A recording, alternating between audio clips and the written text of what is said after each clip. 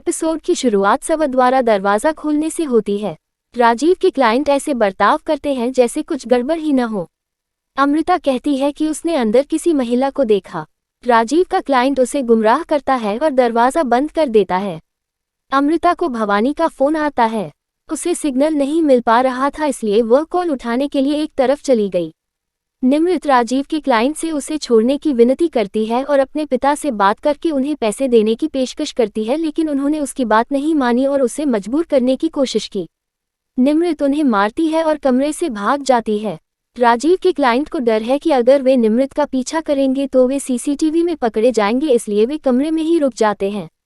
Virat jeweller Ashok से नए design दिखाने के लिए कहता है। बेबे और बबीता वहां आते हैं। बबीता विराट से पूछती है कि वह किसके लिए आभूषण खरीद रहा है। शेखर का कहना है कि विराट निमृत के लिए खरीद रहा है। बबीता को यह जानकर सुकून मिलता है कि विराट अमृता के लिए नहीं खरीद रहा है। बबीता विराट से पूछती है कि क्या उसे याद है कि वह बचपन से निमृत को कैसे लाड प्यार करता था। विराट कहता है कि वह अभी भी निमृत की परवाह करता है और कहता है कि यह तीज निमृत के लिए यादगार होगी। प्रियंका इसे देखती है और सोचती है कि आपको मेरी तीज को भी यादगार बनाने की ज़रूरत है, क्योंकि मैं आपकी ज़िंदगी में वापस आ गई हूँ। प्रियंका को खुशबू का फ़ोन आता है। वह खुशबू से पूछती है कि क्या हुआ। खुशबू प्रियंका को बताती है कि उन्होंने अमृता को अस्वीकार कर दिया और उसका अपमान किया।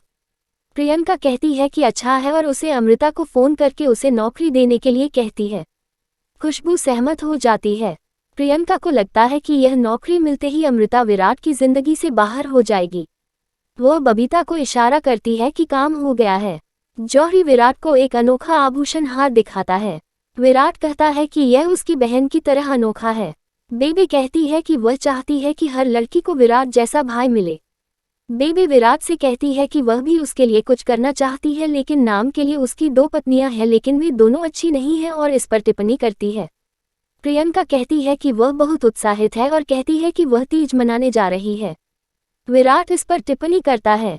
विराट बाद में एक चेन चुनता है और जौहरी से इसे भी पैक करने के लिए कहता है। जौहरी सहमत हो जाता है। शेखर विराट को इसके बारे में चिढ़ाता है। निमृत राजीव के ग्राहकों से बच निकलती है, लेकिन वह राजीव से टकरा जाती है। राजीव निमृत को थप्पड़ मारता है।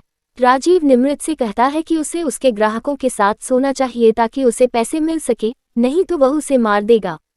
राजीव निमृत से इस बारे में सोचने के लिए कहता है।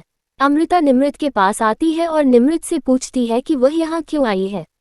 राजीव अमृता से पूछता है कि वह यहाँ क्यों आई है। अमृता कहती है कि वह यहाँ जॉब इंटरव्यू के लिए आई है। अमृता निमृत से पूछती है कि वह यहाँ क्यों आई है। निमृत कहती है कि वे यहाँ चाइनीज खाना खाने आए हैं।